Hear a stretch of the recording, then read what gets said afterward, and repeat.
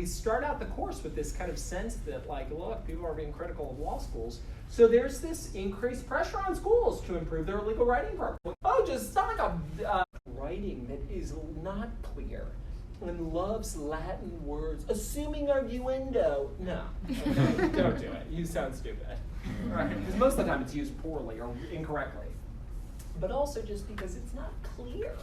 You want to not only come out, part of the reason why this is, I think, a good way of writing is because it's like short and punchy and doesn't include superfluous stuff, and you don't need to bury extra rules in there. It's not like, oh, just sound like throw in some extra milk into the smoothie and it'll taste good. No. That's not what we're going for. We're going for concise, tight, crisp writing that includes really only what you need and none of what you don't need. So that, I think, is what a lot of these judges are getting at. But that's the starting point. We start out the course with this kind of sense that, like, look, people are being critical of law schools. So there's this increased pressure on schools to improve their legal writing programs. I mean, even at UCAB, and I can say just from personal experience, the last 10 years, they've completely overhauled the program, the legal writing program, the first-year program at UK. It's now like a 4-credit program, and they've done all sorts of added new faculty. And I mean, I think there is this push in academia to try to target this at the law school level and think about practice-oriented skills. Have you guys heard about experiential learning? Right, is that kind of a buzzword? People are rolling their eyes. But I mean, there is a thought behind it, which is, it should be less of the Socratic method. Let's just call on you and you'll leave class not knowing what's going on and that'll be extra good. No, let's learn something. Let's come away with oh, these are the elements of the cause of action. Wow, I could actually do something with my degree. Yeah, it's clarity. And I think that's what we're also going with respect to legal writing. There's all sorts of literature on practical lawyering skills that you see kind of coming out of that. Still, though, while there is this increased focus on legal writing, on practice-oriented skills, there's not much out there beyond, the Osbeck article certainly isn't the only one, but I think few articles, few books provide this kind of analysis of the goals of legal writing. And so I think that's why his piece is pretty, timely and is persuasive. So we're going to take a look at what he kind of focuses on with respect to good legal writing. All right, so let's kind of break down what is in this article. He talks about what does it mean to say that a document is well written. He says what are the key qualities of good legal writing, and when is good legal writing actually great. So let's tackle this first. What does it mean to say that a document is well written? I'm going to call on you guys. What about Kirby Black? It talks about how normally people would assume that means the writer personally has achieved their goal, and then they're you know what, that's exactly what I wanted to prove. Looks good to me, But actually, what you should be looking at is you should be looking at it from the reader's perspective, and to use them to determine if you've done a good job, if it is successful or not. Because it might be well written, but it's not persuasive. But it might be persuasive but poorly written. Yeah. No, I think that's exactly right. That's the key in all of this, which is we want to first start out by thinking from whose perspective could we analyze a specific piece of writing. And it could be the writer or the audience. But I think Osbeck is saying, look, if it's well written, if we're going to say that a document is well written, we're not going to explain that by referring to your purpose as a writer, right? The more promising approach is to understand that it's the reader's perspective that we have to be thinking about, right? Look at the needs and the interests of the reading audience, right? If you think about it, that kind of sounds interesting. Well, you're the writer. You should think about what makes good legal writing from your own perspective. But really, I think Osbeck is just so right on this, which is look, if you're going to try to especially persuade something of someone, think about it from the reader's perspective, right? Have you ever heard read it with a fresh pair of eyes, or have someone with a fresh pair of eyes look at it? That's because you're so engrossed in it that really ultimately somebody else is going to be reading your writing, a court, an opposing party, a professor, a colleague, a supervisor. And you got to ask yourself, is this what they wanted? Is it going to informative to them? Is it going to be persuasive to that person or those people, right?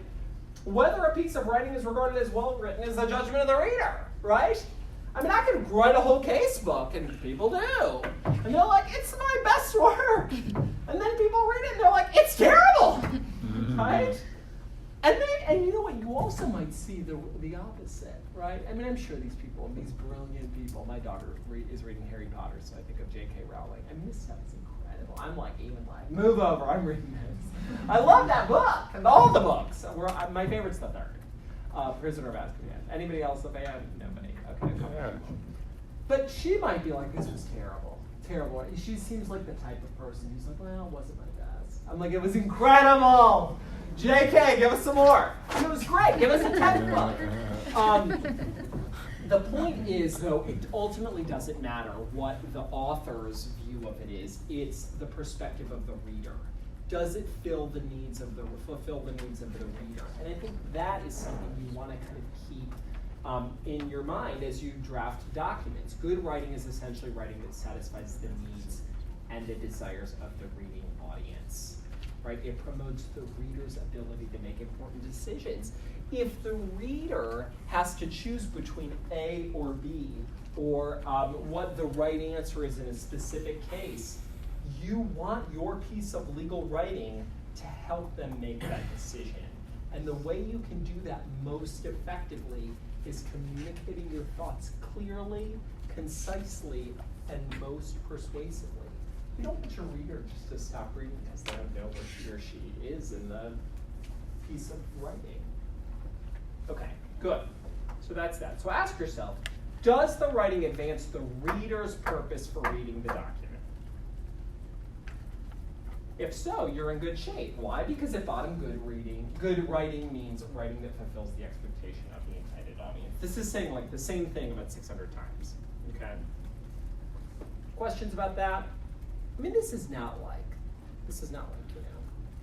contracts note taking here. This is like, there's no test. It's going to be like, okay, whose needs do you have to fill out? This is just like, hey, in thinking about this class, start thinking about satisfying the needs of your audience. Okay, so that's what I think it means to say that a document is well written. Now, Michael Shelton, what would you say are the key qualities of good legal writing? You talked about clarity, conciseness, and the ability to engage the reader. Okay, so let's go through these. Clarity, conciseness, and the ability to engage the reader. Good. Okay, clarity. Well, I love this. Good legal writing is clear, period. Well, what does that mean, though? I mean, people say that all the time. Be clear. What does that mean? What does that mean? Any reaction to that? I mean, what does it mean clear? What does it mean to you? It helps you make a decision. It helps you make the decision. I think that's right. What else? I mean, that's right. Totally. Yeah, because if it doesn't help you make a decision, it's like directions, right? If they're confusing, that's not good. Yeah. That's what I was going to say. Do you understand it? Is it written in a way that you can understand it? And what way is that? One of the things that was in the reading just is that it needs to have proper grammar and punctuation. People get lost if the language is too flowery, or if the grammar is wrong, they don't know how to, they're having to think too much. Instead of worrying about what you're saying, they're having to kind of tread through and figure out what you were trying to say. Yeah. No, I think you're right about that. You said a lot there that is just so interesting to me. Like, one is the flowery kind of language, and I'm like big on cutting that out. Like, really, I mean, I don't know. Less technical sounding is better. Even almost less,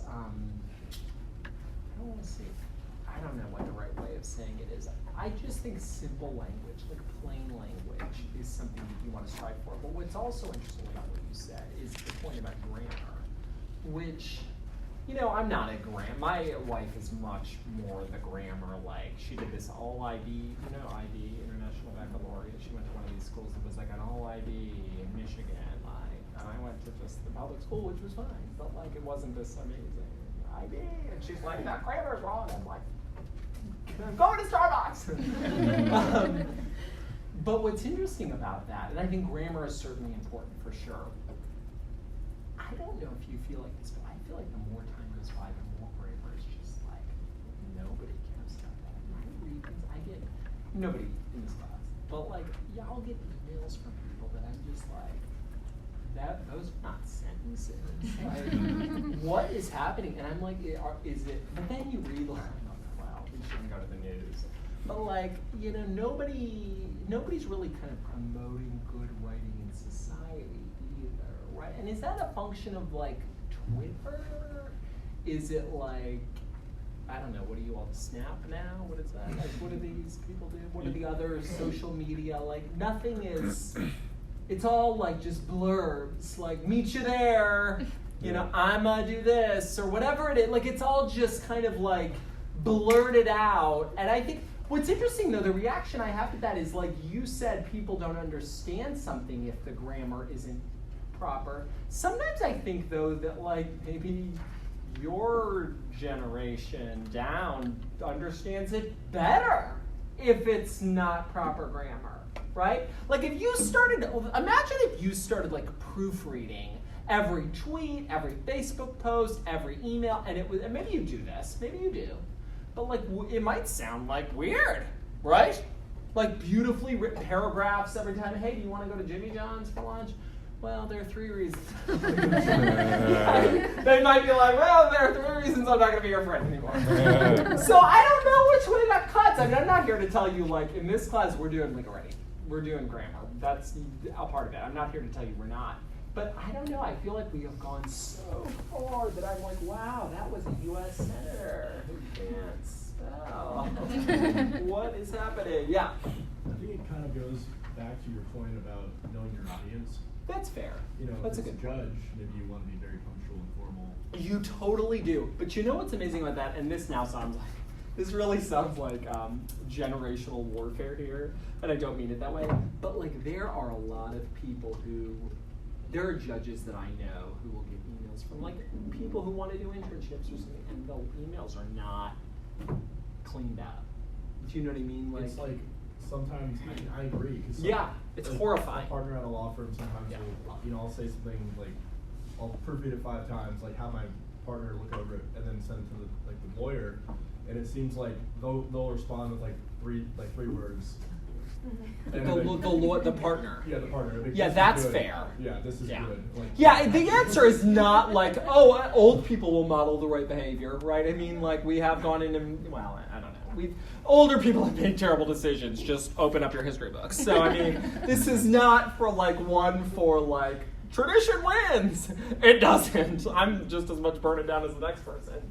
But I do think that there has something, I believe, has gotten lost in just that kind of day-to-day correspondence that is unfortunate. And I do think people at all spectrums of the career, you know, anywhere on the spectrum of their career can kind of fall into that. I'm just one for professionalism. I really do think, and it's not just me. I mean, I have drinks with a friend of mine who teaches at the Law School at UK.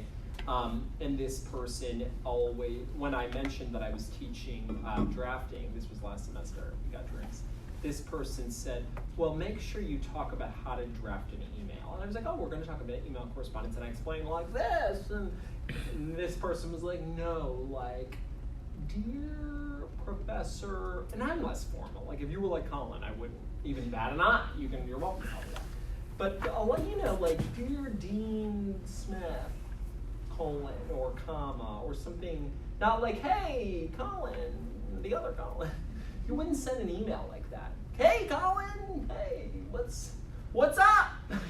Question, what's up? No apostrophe. Like, what? That's kind of stuff's happening. And they're like, that doesn't do a young lawyer a service, right? Nobody ever got, I mean, maybe we joke about like, oh, no, your audience and your buddy might not want to go to Jimmy John's with you because you're being too weird and formal. And you're not normally like that. But like nobody got dinged in their young, aspiring legal career by being like overly professional in an email, right? And I get a lot of that. I hear a lot of that from like colleagues of mine, which is like teach like the professional tone. And I don't really do a lot with that other than to say, I don't even know how we got on this tangent, but like that I do think matters. The grammar point, we seem to be moving away from. And I'm not one who's like, don't ever end a sentence with a preposition, grammar police. But I'm kind of like, apostrophes are a thing. Periods matter. Like I am one for like the basic rules of grammar. That has got to be a part of your legal writing. And it also just is something where if you don't have it, you can quickly gain a reputation as being someone who just doesn't have has an ability to write in a professional way. And that's not something you want.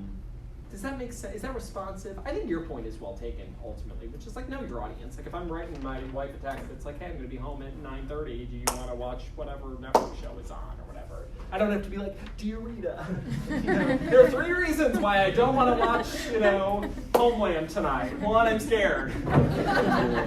Whatever. Like that, you know what I'm saying. I agree with you. So, and there was another hand. Did I? Here. I was just trying to talk about like active language instead of passive. That's It kind of goes huge. with like conciseness too, but I mean I feel myself doing it too, but I feel like that's like an epidemic too. Passive voice. That is like very confusing to read, even though someone's not trying to be fancy, maybe they are, and it ends up being like it's backwards, and then it's really hard to decipher what someone's trying to say. You just be more direct and active. Active voice is huge. Yeah, I totally agree with this. I mean, the Judge Rogers, who he should really come and talk to you all. He's a wonderful person. He was very big on active voice. And you're right. I mean, Colin drove to Louisville, versus the trip was made by Colin or whatever. It's like, no.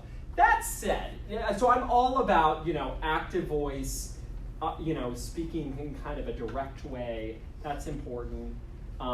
It's interesting you say that because today I had something on my desk that I was intentionally using the passive voice because it was really unclear like who the plaintiff was alleging did what. And so I was trying to like write the paragraph in a way that said like he was injured by officials, right? As opposed to like he alleges John Smith injured him. Like he didn't really allege that clearly. So there's a time and a place for passive voice, but you really ought to be thinking in terms of active voice because that keeps the reader engaged. If you couple this with good grammar, removing extraneous words, active voice, like you are going to get your point across. People are going to read that and be like, yeah, that makes sense, that makes sense, that makes sense. And when you've got something up front that functions as a signpost, like if I say, hey, there are 3 reasons why you should go to Louisville instead of Florida, first, second, third, and I say that up front to you, you're going to want to stick around, right? I mean, you'll know up front there are 3 reasons. And so as a reader, you'll appreciate, like, hey, I've got my 3 reasons up front, so I know where this whole thing is going. But you're going to stick around and like, hey, he said the tuition, one of the reasons is the tuition is cheaper at Louisville. Like, I want to hear him prove that later, So you're going to stick around as opposed to like, where's this going? And where's this going is not a good feeling from the reader, right? It might work in like a choose-your-own-adventure novel. Did anybody else read those when they were a kid? Like, I used to love those. Like, should you go this way or this way? And I'm like, hey. I was super indecisive and then ended up like at 7 crying on the floor. I should have gone the other way. And my mom's like, you can just turn back to me. I have a daughter like this. I have one who's like super go with the flow and like anything goes. We can all like work it out. She's super just amazing.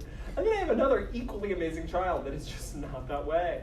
If it's like, if this cup is like out of order at all, she's like, the cup's out of order. I'm like, it's okay, it's just a cup. Like we can go to Quill's. Here's my reason. She's like, screw your reasons. And she's fine. So, okay. So what? Okay, I'm just going on and on. See page. Okay, proper grammar and punctuation, plain English, right? We're getting at some of these. Paul's graph, I think, is a good example of this. Right, I'm not going to read this whole thing, if anything, just for time, but we're already at 8. But Judge Cardozo, he's got these facts laid out, and what's interesting about him is it's simple language, concrete writing, and he writes it in a way that is just anybody could pick it up, read it, and know exactly what's going on, right? I'm not going to read the whole thing, but plaintiff was standing on a platform of defendant's railway. A train stopped at the station. 2 men ran forward to catch it. Like, you just know what's going on. It's not like heretofore, blah, blah, blah, plaintiff. Here's another pet peeve, and I guess this gets to plain English.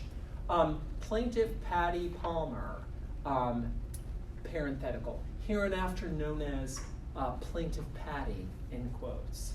Sues defendant John Doe Corporation, parenthetical, John Doe, comma, hereinafter known. It's like, forget it. Just forget it. If there's only one Palmer, just say Plaintiff Palmer in the future. You don't have to like define every term. Have you seen this type of writing where every term is defined? Like you have 700 acronyms at the beginning of the opening paragraph. It's terrible. Nobody's like, oh yeah, EPA was defined. Good. No. Like, use that sparingly. That's a mistake. Paul's graph is a good example of writing in a clear, concise way. This is also why I put the Plain Language Act in there. And I just thought it was interesting. You saw that submission that I put on Twen.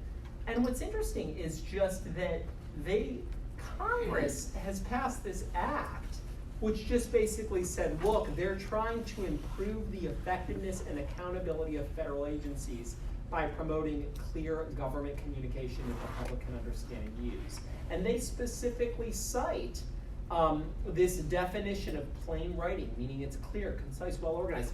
Basically kind of saying, like, look, even Congress, 8% approval, even they know, like, clear writing, plain language is the way to go, right? Plain English, the Plain Writing Act. And that's also what this philosophy of drafting is all about, this piece that you read out of one of the case books. I think it was the Cooney and Looper case book. Short sentences, definite, concrete, everyday language, active voice we talked about, right? All of those things.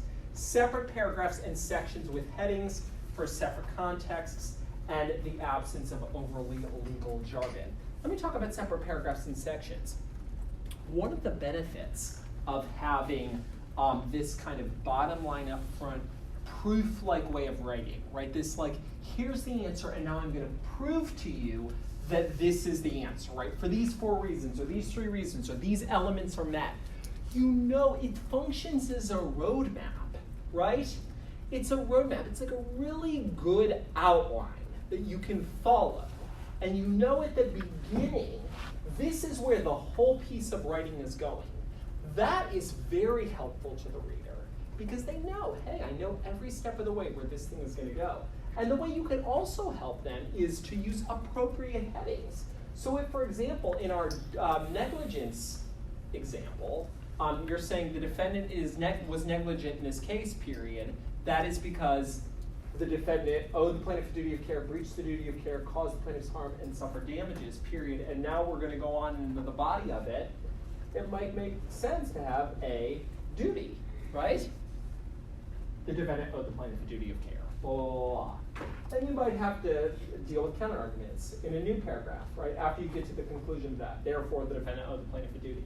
It is true that in Johnson versus Smith, I'm just making this up, the Sixth Circuit said that landowners do not owe duties of care to invitees who overstay their welcome, period. However, that case was unpublished and therefore is not binding on this court, period. See case saying that unpublished decisions are not binding. Moreover, in this case, John was not did not overstay his welcome, and thus the Johnson case is inapplicable to this situation. Therefore, the defendant does, in fact, owe the plaintiff a duty of care. B, breach, right? And then you go to the next one. We're going to do stuff like this. We have like, I did immigration law at the Justice Department and at DHS. That was all about that, right? Has anybody taken immigration law? It's offered, right? Okay. Well, vote for immigration.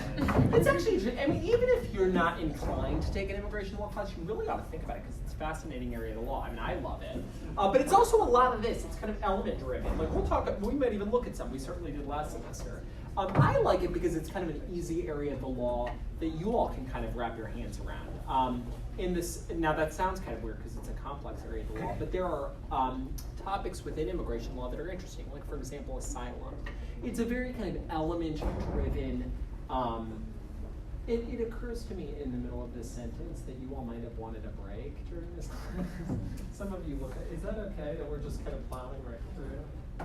Let's just maybe end a little early. How's that? Somebody shout at me when it's 8:30 and then we'll try to leave. Sorry, some of you look a little like, oh my God, he's still talking.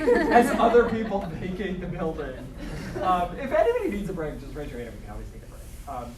So asylum is a body of law within immigration law that is very element-driven. It's kind of like negligence. You could say persecution on account of a statutorily protected ground, and go through each of the elements of that. I will kind of teach you about not substantive areas of the law, but we have to use some areas of the law as a vehicle through which we draft documents. So we will try to pick those areas that I think are most conducive to organizing your writing, but I would submit to you that whether it's contracts or torts or real estate transactions or mortgages or bankruptcy or immigration or tax, you can write your documents in this way. You want to avoid overly legal jargon, highly technical terms, and Latin or other foreign terms, which I've already kind of alluded to. It just, very rarely do I think, gosh, I could really use a Latin term here. It's just never something, I have to be honest, every time I see one, I roll my eyes. And I'm like, it just sounds like over-tried.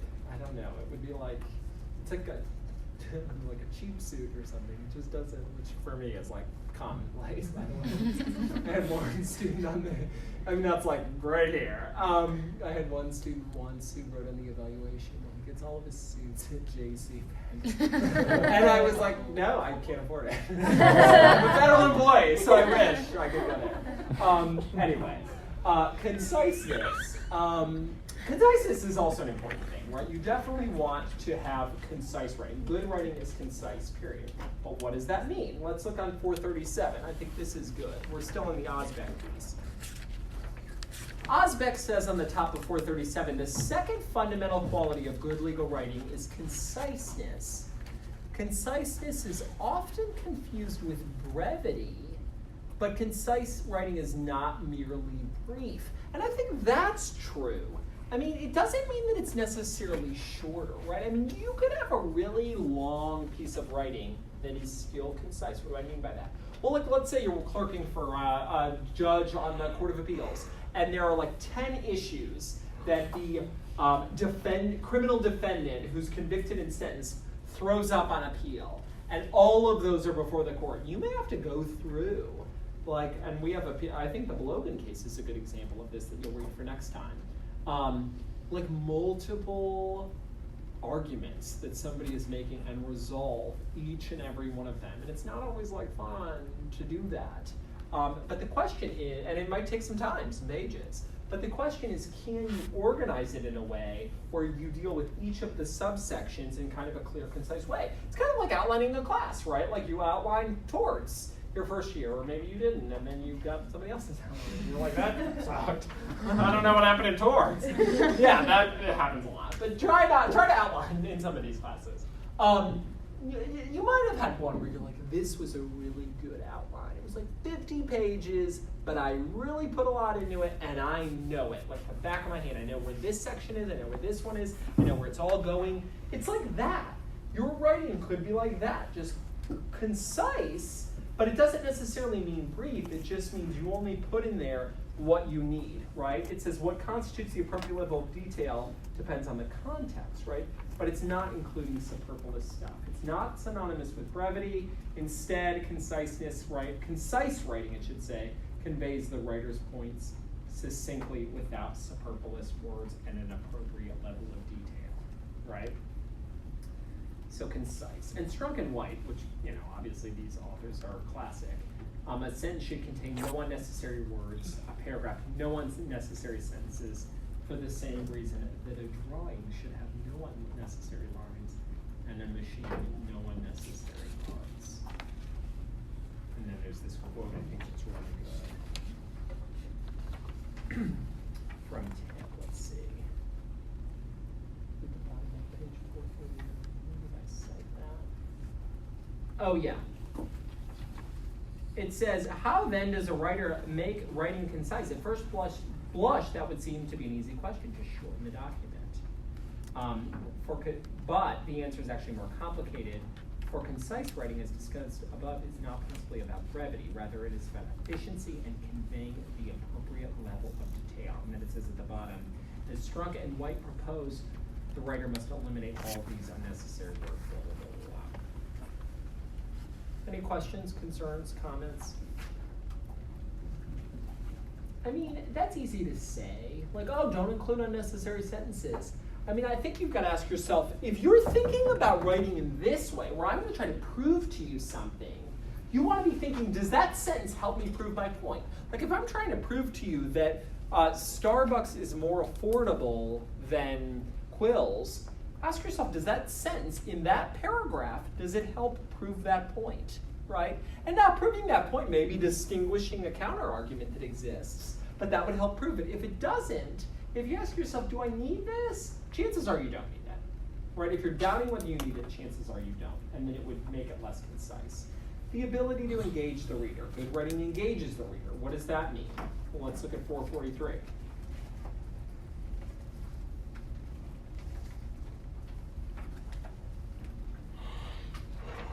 They talk, I like this. It says, one simple tool is variety. The writer's use of varied sentence structures, for example, can make the text more engaging. I mean, I think that's not true. I mean, I do think that sometimes law students have a problem, and practitioners certainly, have a problem with making all of the sentences very long. Do you ever fall in that trap? I used to. And then I was like, I don't need to do this. I don't need to convey 8 ideas in one sentence every time. So I do think that's true, but there's a lot of gray area. I mean, what you find engaging may be very different than what I find engaging, right? So let's write down some of the things that we think make writing engaging. What do you think ultimately? What are some of the ideas that you all have? What, I mean, when you read something, when are you like, gosh, I'm really engaged by that? Yeah. You know when it's more narrative and it actually tells a story. Well, I think that's right. Especially, I mean, it's something we kind of don't talk about really enough in the class. At least I didn't enough last class. Was fact sections, right? I mean, a lot of what we're going to be learning about in this class is taking kind of a legal problem that's given to you, like a fact pattern that's given to you, or a situation that's given to you. The partner comes into your office and says, here's my problem. Senior associate comes in and says, hey, this is what's going on, I need your help. Oftentimes as a young attorney, they're asking you to resolve a legal problem, not so much drafting a fact section.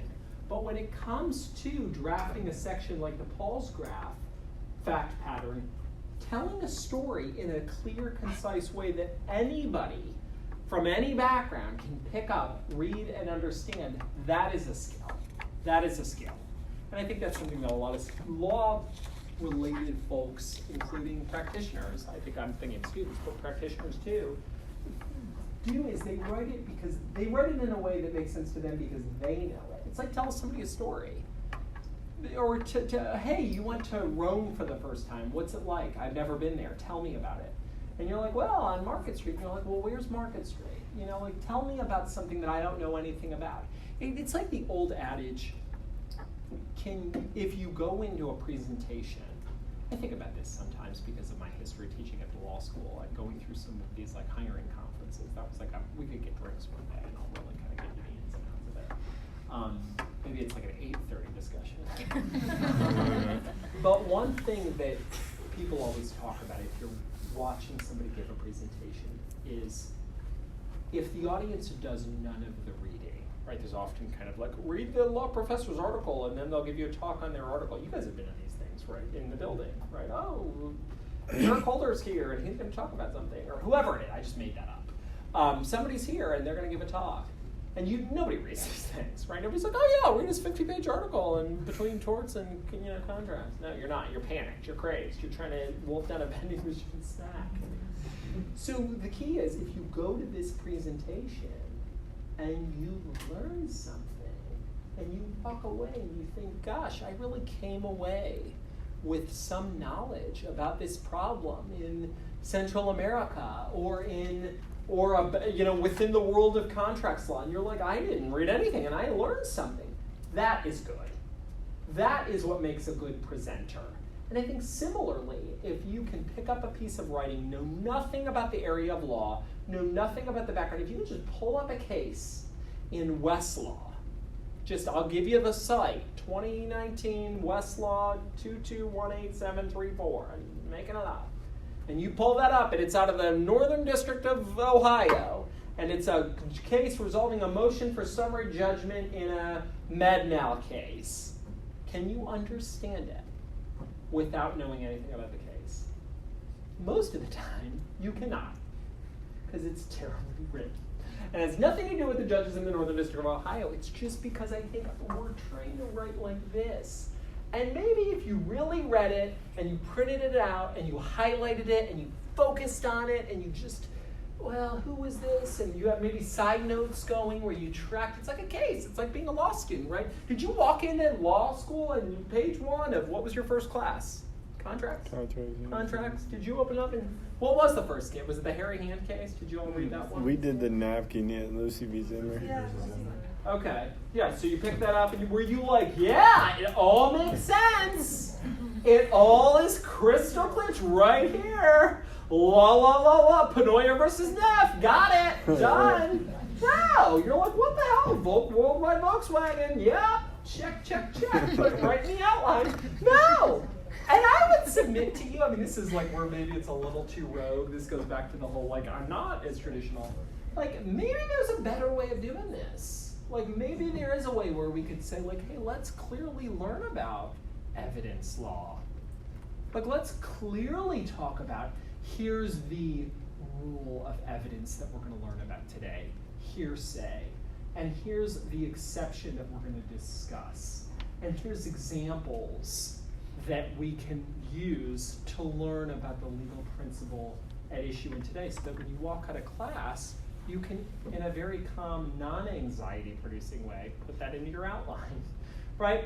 I say all of this just as a way of kind of emphasizing the important point that you're making that I don't think I emphasized last semester, which is clarity at bottom, I think, is the ability to engage the reader, but it's also about the ability to just make the reader learn something that they knew nothing about before they picked up your document. And in Paul's graph, you would easily be able to read that one time, just one time, and know what happened factually in that case. And I think similarly, you could apply that principle to the entire body of work, and you could say, hey, I know what that court thinks about that legal claim, and who prevailed, and exactly why they did. Does that make sense? Somebody else had their hand up. I totally took your one comment.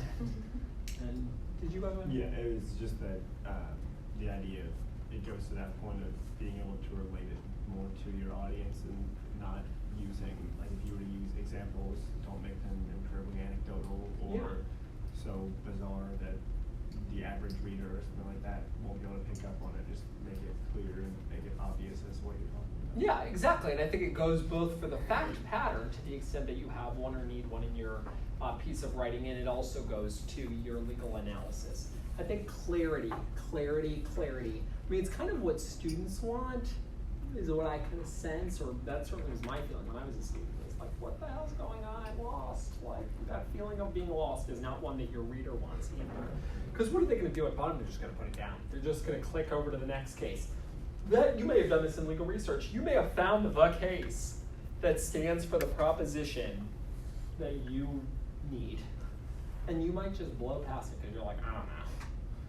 Next result, I read a case just 2 days ago from the Sixth Circuit, and maybe I shouldn't be that specific, from a court that I thought was really poorly worded. I knew it was about what, and let me just say this too, like, I mean, this is all in the eye of the beholder. I mean, who the hell am I? I'm just some guy that comes here at night. Like, I'm like, the Sixth Circuit doesn't know how to write. I mean, take it with like a bucket of salt. In my opinion, I didn't think it was that well written.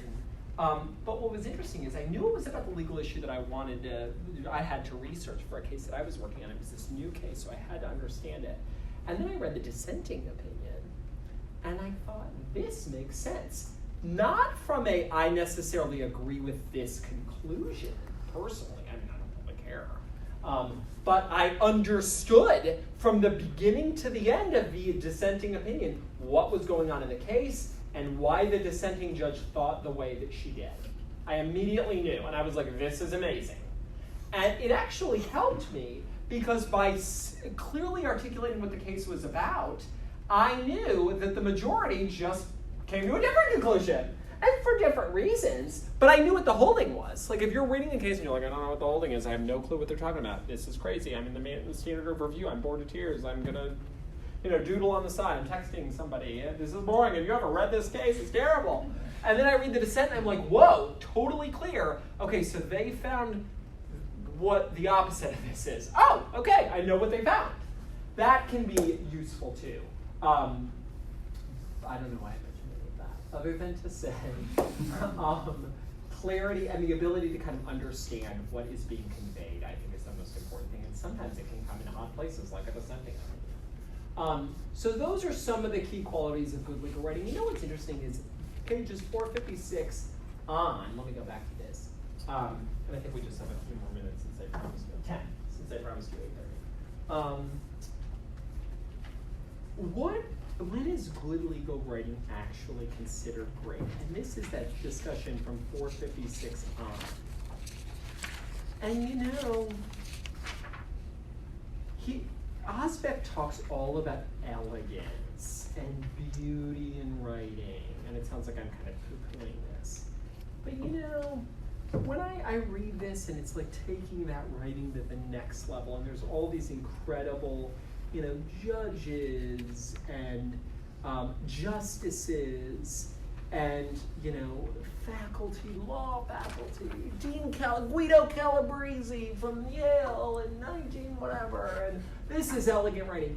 To me, you know what? When I read pieces of legal writing all day, all the time.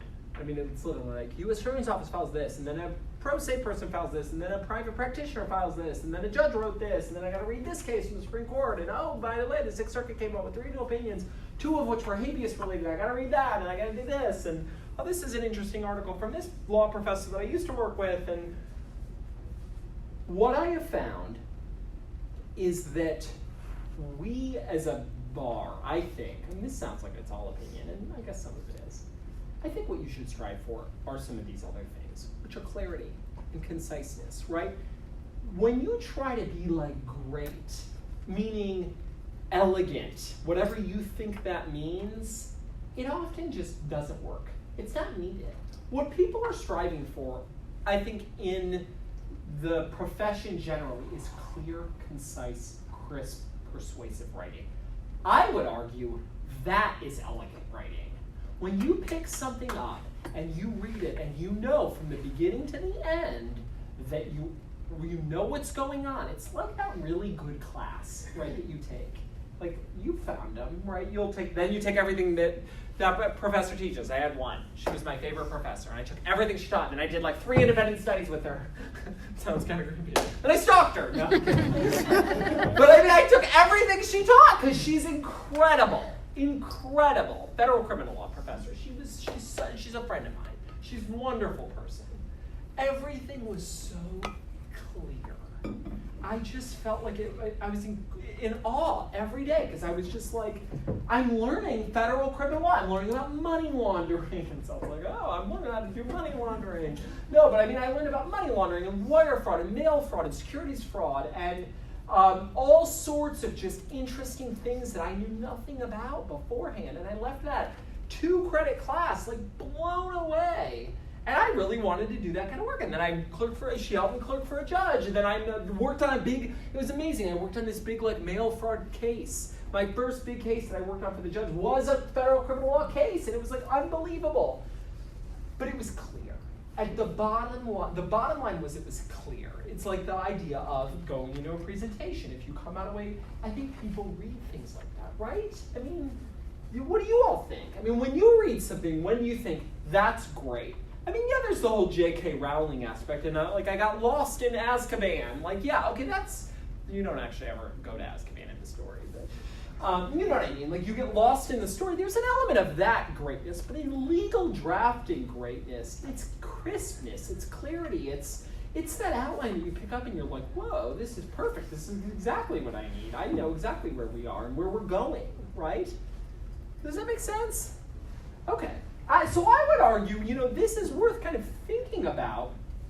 We're here at Brandeis. I don't know that we're trying to write like Justice Brandeis. We're trying to write like really good, thoughtful practitioners who, when somebody reads what you wrote, they think, that was good. That was good. I knew what they wrote, and I understood what they were trying to say. 3 types of legal writing. Let's talk about that, which is towards the end.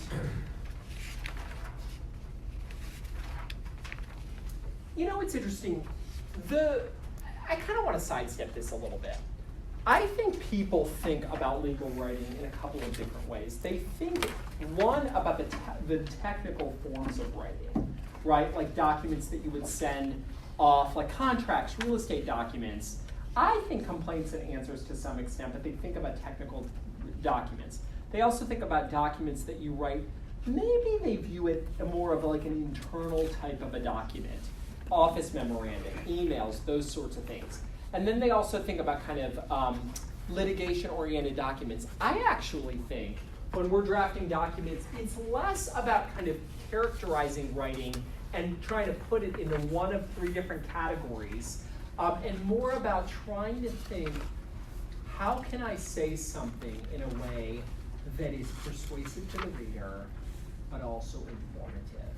And if you can do both of those things in a document, no matter what document it is, if you can do those things in kind of a clear way, I think you will have succeeded.